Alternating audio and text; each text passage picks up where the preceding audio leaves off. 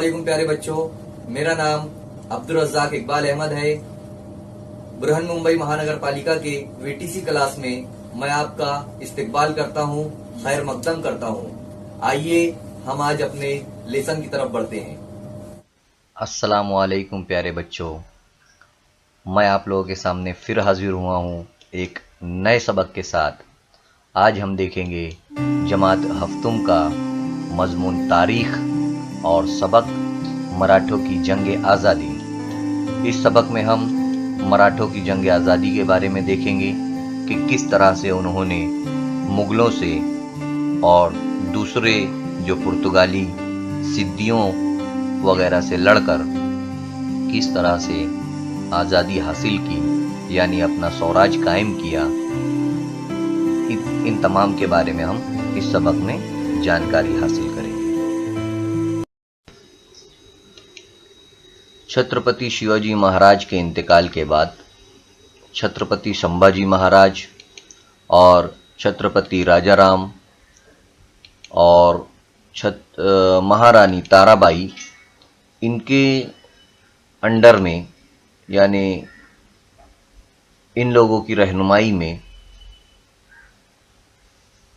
मराठों ने काफ़ी लड़ाई की और ये लड़ाई तकरीबन 27 बरसों तक चली। उसके बाद उन्होंने मुगलों से यानी ये जंग जीती, ऐसा यहाँ पर कहा जाता है, और कई फतुहात उन्होंने हासिल की। ये जंग आज़ादी भारत की तारीख का एक वलवला अंगेज़ और रोशन अहद है, ऐसा माना जाता है। यहाँ पर आप लोग तस्वीर में सब देख रहे होंगे कि छत्रपति शिवाजी महाराज है, फिर उनके बाद छत्रपति संभाजी महाराज, फिर छत्रपति राजाराम और महारानी ताराबाई, इन तमाम लोगों की क़यादत में जो है तो ये जंगें हुई। और यहाँ पर एक लफ्ज़ दिया गया है जिसको कहा जाता है मराठा। मराठा के मानी होता है मराठी बोलने वाले और महाराष्ट्र के रहने वाले लोग। यहाँ पर बताया गया है कि मराठा किसे कहते हैं। साथ ही साथ आप लोगों को एक चीज़ भी करना है। करना क्या है? एक किरदार निभाना है। जैसे मैं संभाजी बोल रहा हूँ, संभाजी राजे का किरदार निभाकर अदाकारी करना है। आप लोग तो अदाकारी करते ही रहते हो, एक्टिंग जिसको कहते हैं हम लोग। किसी भी कैरेक्टर की आप लोग कर सकते हो, तो इसी तरह संभाजी महाराज की भी आप लोगों को करना है। यूट्यूब पर भी आप लोग देख सकते हैं गाइडेंस के लिए। तो ये बात यहाँ पर दिखाई गई है। आगे हम देखेंगे छत्रपति संभाजी महाराज, इनके बारे में। छत्रपति संभाजी महाराज 14 मई 1657 को पुरंदर के किले में पैदा हुए थे। और छत्रपति संभाजी महाराज जो है वो शिवाजी महाराज के बड़े बेटे थे। ये आप लोगों को याद रखना है। यहाँ पर ये बात भी आप लोगों को याद रखना है कि छत्रपति शिवाजी के दो बेटे थे, एक संभाजी महाराज और एक राजाराम, है ना। तो संभाजी महाराज जो है तो उनके बड़े बेटे थे। और शिवाजी महाराज के बाद संभाजी महाराज को जो है तो छत्रपति बने, उनको तख्त पर बैठाया गया। इस वक्त मराठों की जो लड़ाई थी वो मुगलों से जारी थी।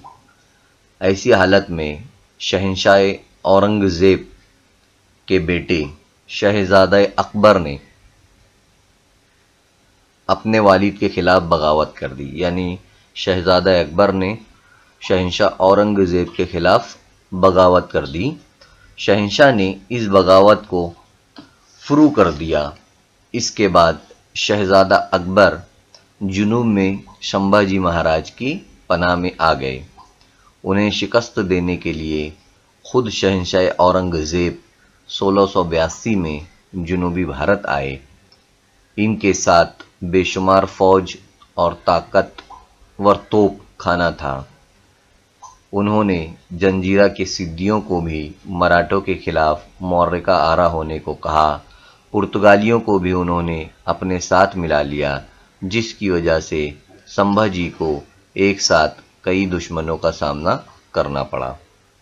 यहाँ पर मुगलों के बारे में भी बताया गया है कि शहंशाह औरंगज़ेब की उस वक्त हुकूमत थी, उनका लड़का था शहज़ादा अकबर।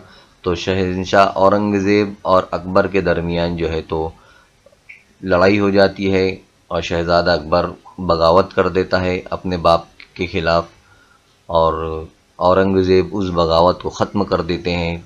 तो शहज़ादा अकबर जो है वो छत्रपति संभाजी की पनाह में आ जाते हैं। तो ये तमाम बातें जो है तो यहाँ पर बताई गई है। फिर शहंशाह औरंगज़ेब जुनून में खुद जो है तो अपने बेटे की बगावत को कुचलने के लिए आते हैं, और वो पुर्तगालियों को, सिद्दियों को भी जो है तो मराठों के खिलाफ लगा देते हैं। तो ये बातें जो है तो बताई गई है यहाँ पर। छत्रपति संभाजी महाराज के आगे यानी उनके सामने शिवाजी महाराज की मौत के बाद ये पहला मरहला था कि वो जो है तो जंग का ये पहला मरहला था। शिवाजी ने अपने दौर में ही उन्हें लश्करी मुहिमों और मुल्की कामकाज संभालने की तालीम दी थी। उम्र के 14वें बरस से ही वो मुल्क का कामकाज और फौजी मामलात में अमल दखल देते रहते थे। वली अहदी के ज़माने में ही वो मुग़लों और आदिल शाही के कई इलाकों पर हमले कर चुके थे। यानी संभाजी महाराज को पहले से इल्म तो था, लेकिन ये पहला उनका जंग आज़ादी का मरहला था। और इनकी तारीफ़ में फ़्रांसीसी सയ്याह जो फ्रांस से आया था वो कहता है, उसका नाम है एबे कैरे, लिखता है अपनी किताब में कि ये वली अहद कमसिन होते हुए भी हौसलामंद और अपने बाप के शाया निशान बहादुर है। यानी वो संभाजी महाराज की तारीफ़ करता है और लिखता है कि ये बहुत ही हौसलामंद है और अपने बाप की तरह जो है तो शाया निशान है। तो ये बातें जो है तो संभाजी महाराज के बारे में वो तारीफ़ लिखता है। आगे देखेंगे हम छत्रपति संभाजी महाराज के बारे में कि उन्होंने और क्या किया। जैसे ही संभाजी महाराज छत्रपति बने तो मुग़लों और मराठों में जो लड़ाई चल रही थी उसमें शिद्दत आ गई। शहंशाह औरंगज़ेब का मकसद था कि काबुल से लेकर कन्याकुमारी तक, आप लोग काबुल देख सकते हैं नक्शे में, और कन्याकुमारी जो है तो भारत का बिल्कुल नीचे का हिस्सा जो है तो कन्याकुमारी कहलाता है। और काबुल कहाँ पर आता है? भारत के नक्शे में आप लोग देख सकते हैं अफ़गानिस्तान दिखाई दे रहा होगा आपको, लेफ़्ट साइड पर ऊपर की तरफ पाकिस्तान के बाजू में, भारत के नक्शे के बाहर।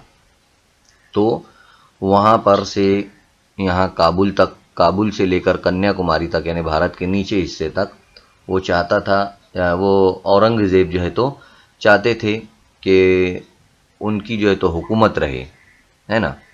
अपनी अजीम फ़ौजी और माली ताकत के बलबूते पर मराठों की हुकूमत को ख़त्म कर देना चाहते थे, लेकिन संभाजी महाराज ने अपनी बहादुरी और जंगी महारत से इस ख्वाब को पूरा होने नहीं दिया। इनकी फ़ौज की टुकड़ियाँ बार बार जो है तो मुग़ल इलाकों पर हमला करती थी। शहंशाह के फ़ौजी तवील अरसे तक कोशिश करने के बावजूद भी नासिक के नज़दीक मराठों के राम सीज किले को हासिल नहीं कर पाए। इस तरह संभाजी ने औरंगज़ेब को तंग कर दिया। तैश में आकर उन्होंने अहद किया कि संभाजी को शिकस्त देने तक मैं इमामा नहीं पहनूंगा। ऐसा जो है तो यहाँ पर कहा जा रहा है। और यहाँ आप लोग सब देख भी सकते हैं नक्शे में, काबुल कहाँ है, कन्याकुमारी कहाँ है, पूरा भारत का नक्शा दिया हुआ है। और इधर जो है तो राम सीज का जो किला है वो भी दिखाया गया है।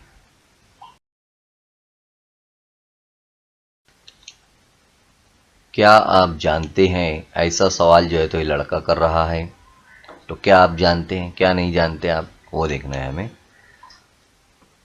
मराठों की किले हासिल कर लेने पर इनकी हुकूमत का खात्मा हो जाएगा। इस ख्याल के तहत औरंगज़ेब ने नासिक के नज़दीक रामसीज किले का मुहासरा कर लिया, यानी उस किले को जो है तो उन्होंने घेर लिया कि अगर मराठा किले को कब्जे में ले लिया जाएगा तो मराठा हुकूमत ख़त्म हो जाएगी। इस गर्ज से औरंगज़ेब की फ़ौज की तादाद भी बहुत ज़्यादा थी और मराठों की फ़ौज की तादाद कम, लेकिन मराठों ने किले को बचाने के लिए इंतहाई कोशिश की। मुहासरा 5 साल तक चला। मुट्ठी भर मराठा फ़ौज की ये हिम्मत बेमिसाल थी। औरंगज़ेब को इस बात का एहसास हुआ कि मराठों से लड़ना नहायत मुश्किल काम है, यानी 5 साल तक एक किले को घेर लेने के बाद भी वो किले को कब्ज़े से आज़ाद कब्ज़ा जो है तो नहीं कर पाए। तो ये देखकर औरंगज़ेब ने ये सोचे कि नहायत मुश्किल काम है कि हम मराठों से लड़ें। अब हम सिद्दियों के खिलाफ जो छत्रपति शिवाजी महाराज की मुहिम थी, उस मुहिम को जो है तो देखेंगे। जंजीरा के सिद्दी, आप लोग जंजीरा का किला यहाँ पर देख सकते हैं। वहाँ के जो सिद्दी थे वो मराठा हुकूमत के लिए मुश्किलात पैदा कर रहे थे। वो हमले करके आतिशजनी करते थे, लूटपाट करते थे और बहुत ज़्यादा ज़्यादती करते थे। सभासद ने इनका जिक्र यूँ किया है, देखो यहाँ पर सभासद की एक बखर है यानी खबर है। उस किताब में जो है तो उन्होंने जिक्र किया है कि घर में जैसे चूहे, मुल्क में वैसे सिद्दी, ऐसा जो है तो यहाँ पर बताया गया है, ऐसा वो कहते हैं। और संभाजी महाराज ने 1682 में सिद्दियों के खिलाफ जो है तो मुहिम शुरू की थी, यानी उनके खिलाफ लड़ाई शुरू की थी। उन्होंने क्या किया, सिद्दियों के दिंडराजपुरी का जो किला है वहाँ पर उसका मुहासरा कर लिया, उसे घेर लिया। साथ ही साथ जंजीरा के किले पर भी तोपों से हमला किया, ज़बरदस्त हमला किया। लेकिन इस दौरान मुग़लों की फ़ौज ने स्वराज पर हमला कर दिया, जिसकी वजह से संभाजी को जंजीरा की मुहिम अधूरी छोड़कर वापस आना पड़ा, है ना। यहाँ पर दंडराजपुरी और जंजीरा का किला आप लोगों को नज़र आ रहा है।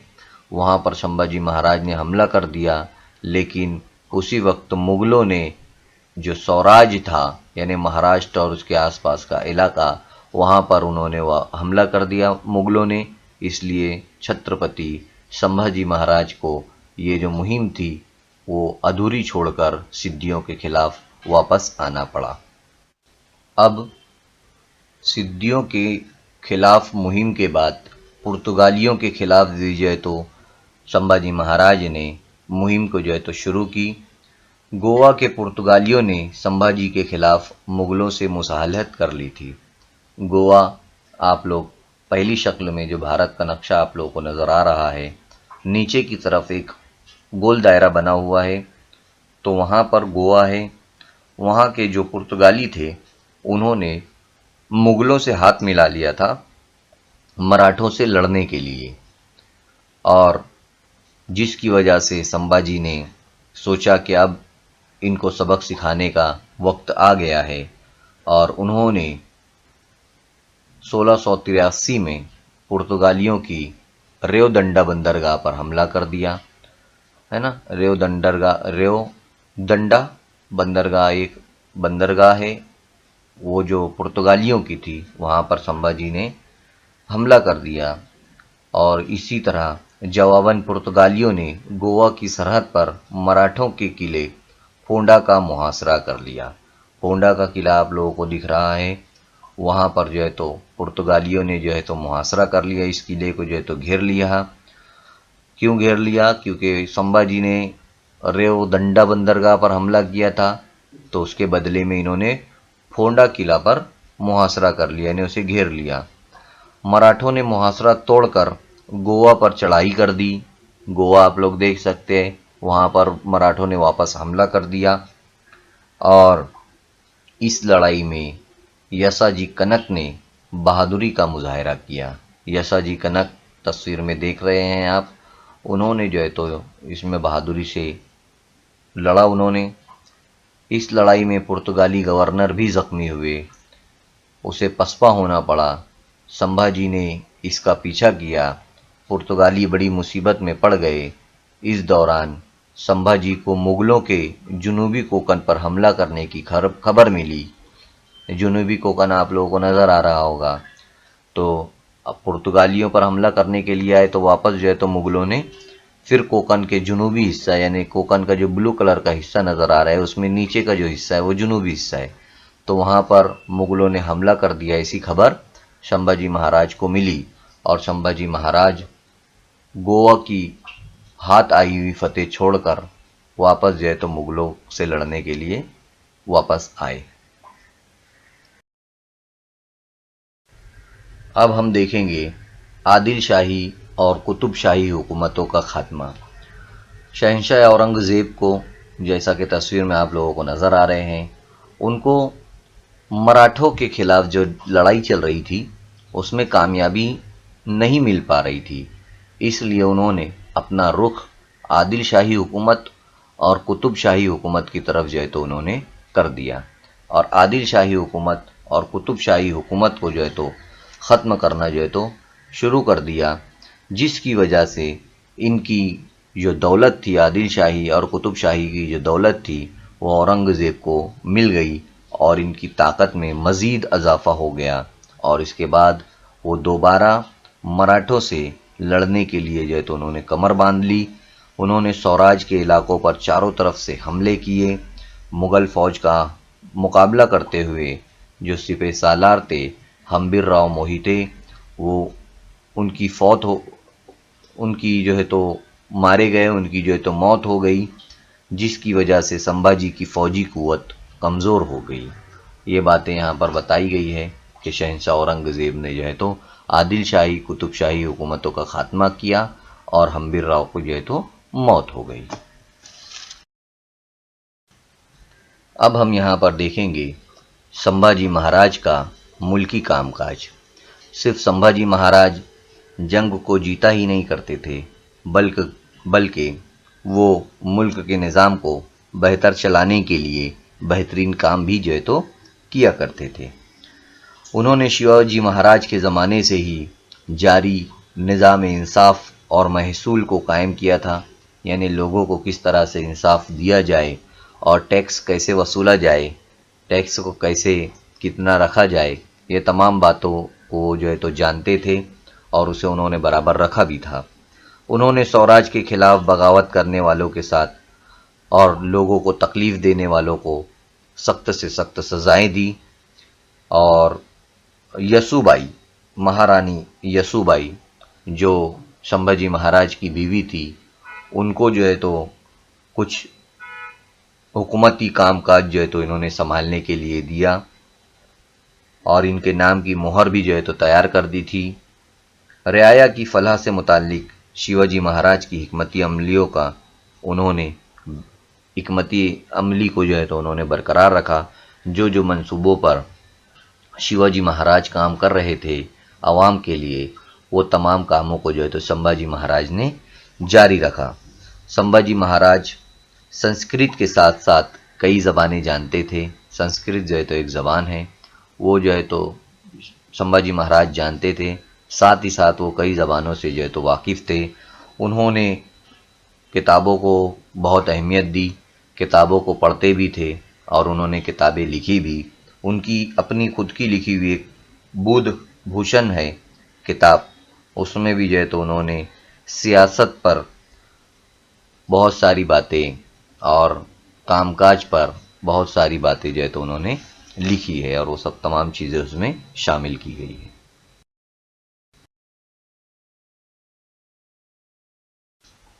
एक छोटा बच्चा जो आपकी तरह ही है, वो यहाँ पर पूछ रहा है, क्या आप जानते हैं? अब हमें देखना है कि हम किस बारे में जानते नहीं हैं या जानते हैं। संभाजी महाराज ने बुध भूषण जो किताब लिखी थी संस्कृत ज़बान में, इसके दूसरे बाब में यानी दूसरे हिस्से में सियासत पर बहस की गई है, जिसमें राजा की अलामतें, सरबराह, वली अहद, इनकी तालीम और काम, राजा के मुशीर, किले और किलों का साजो सामान, फौज, राजा के फ़राइज़, जासूसी का निज़ाम वगैरह जैसे मौज़ूआत पर मालूमात दी गई है। यानी इसमें कई बातों पर संभाजी महाराज ने अपनी मालूमात को सामने हमारे रखा है कि किस तरह से राजा की अलामतें होती है, सरबराह होता है, वली अहद होता है, उसकी तालीम, उसके काम, राजा के मुशीर यानी राजा को मशवरे देने वाले, किले कैसे होते हैं, किलों के अंदर साजो सामान यानी सामान कौन सा होता है, फौज कैसे रखना चाहिए, राजा के फ़र्ज़ क्या होते हैं, उसके फ़राइज़ क्या होते हैं, जासूसी का इंतज़ाम किस तरह संभाला जाता है, ये तमाम चीज़ें जो है तो यहाँ पर उन्होंने इस किताब में लिखी है।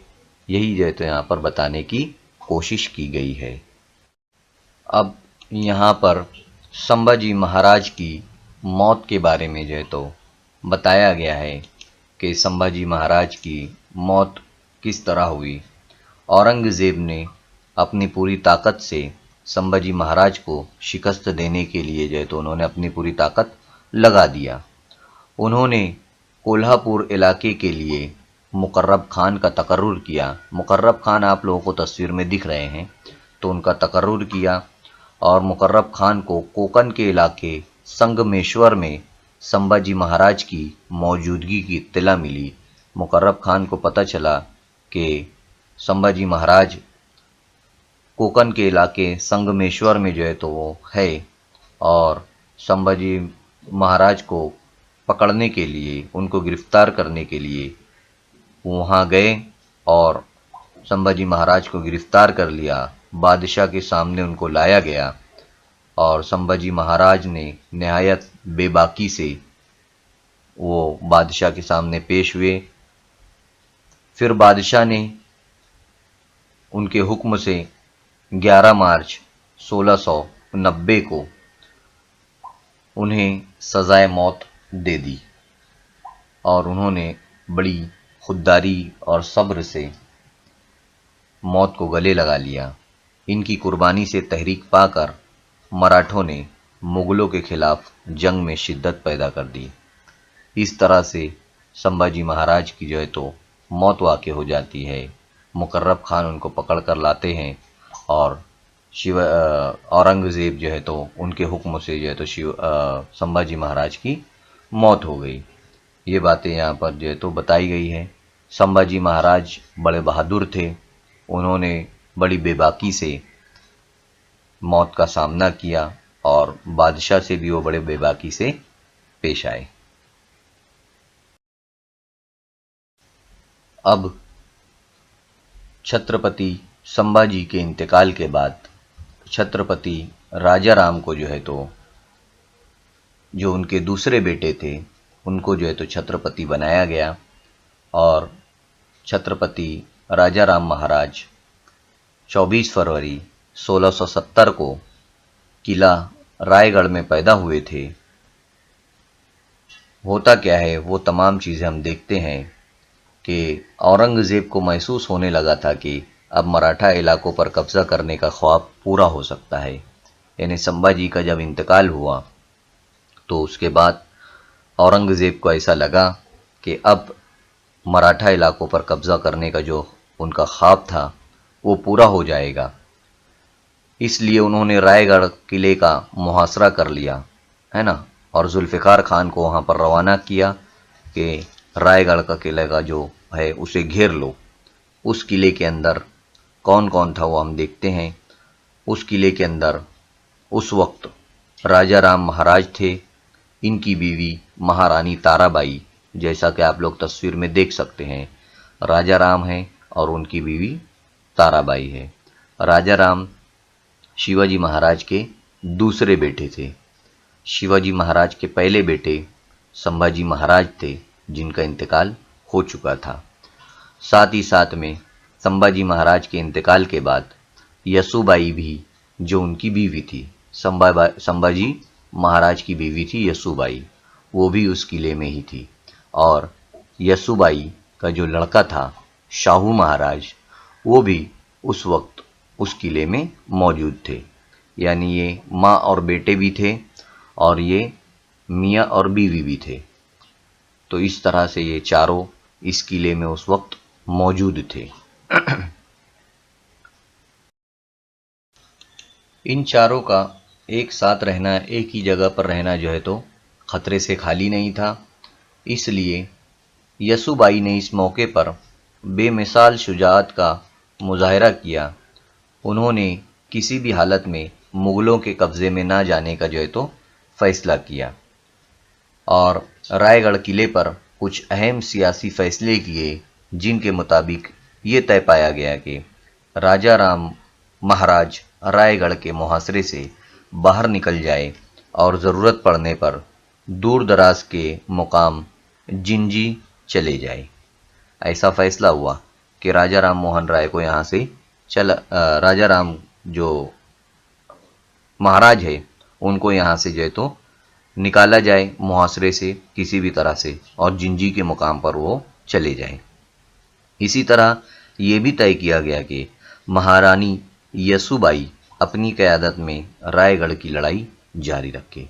यसुबाई, जैसा कि आपको पता है, यसुबाई जो तो संभाजी महाराज की बीवी थी। वो अपनी क़यादत में यहाँ पर लड़ाई जारी रखे रायगढ़ के किले में मुग़लों से। ये यहाँ पर फैसला किया गया और यसुबाई ने अपने बेटे को छत्रपति ना बनाते हुए राजा राम को छत्रपति बनाने का फैसला किया। ये भी उनका एक बहुत ही अहम फैसला था कि उनके बेटे यानी कौन, शाहू महाराज को उन्होंने उस वक्त राजा नहीं बनाया, बल्कि संभाजी महाराज के भाई यानी राजा राम को उन्होंने छत्रपति बनाया। ये उनका बहुत अहम फैसला था और इस फैसले से स्वराज से इनकी मोहब्बत और अपने मुफाद की कुर्बानी की उम्दा मिसाल है। उन्होंने अपने बेटे की जान की परवाह ना करते हुए मराठों के छत्रपति की हिफाजत को तरजीह दी। यानी उन्होंने अपने बेटे को यहाँ से नहीं निकाला, बल्कि छत्रपति राजा राम को जो है तो यहाँ से निकलने के लिए कहा ताकि उनकी हिफाजत हो जाए। ये तमाम बातें जो है तो यहाँ पर बताई गई है। अब हम देखते हैं राजा राम महाराज की जिंजी की तरफ कूच, है ना। जैसा कि फैसला हुआ था कि महाराज जो है रायगढ़ के किले से निकलकर जिंजी की तरफ चले जाए, वैसा ही हुआ।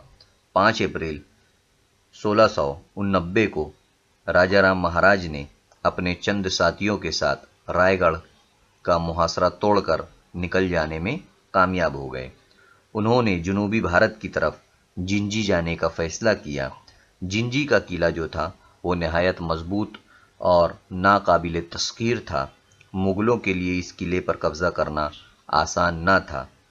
राजा राम महाराज ने अपने भरोसेमंद साथियों पर, है ना, जो उनके साथियों थे, प्रहलाद निराजी और खंडू बिल्लाड़ और रूपाजी भोंसले वगैरह के साथ वो जिंजी पहुंच गए। जैसा कि आप लोग तस्वीर में जिंजी का किला, रायगढ़ का किला और साथियों की तस्वीर देख सकते हैं। तो इस तरह से राजा राम महाराज जो है तो जिंजी की तरफ चले गए। आप लोगों को भारत के नक्शे में जिंजी जो है तो तलाश भी करना है कि भारत के नक्शे में जिंजी का जो है किला वो कहाँ पर है। और एक बात यहाँ पर ये भी कि ये जो सबक है काफ़ी बड़ा है, इसलिए अभी जो जितना मैं पढ़ाया हूँ, जितना इस सबक में अभी बताया हूँ, ये सबक का समझो कि पहला हिस्सा है।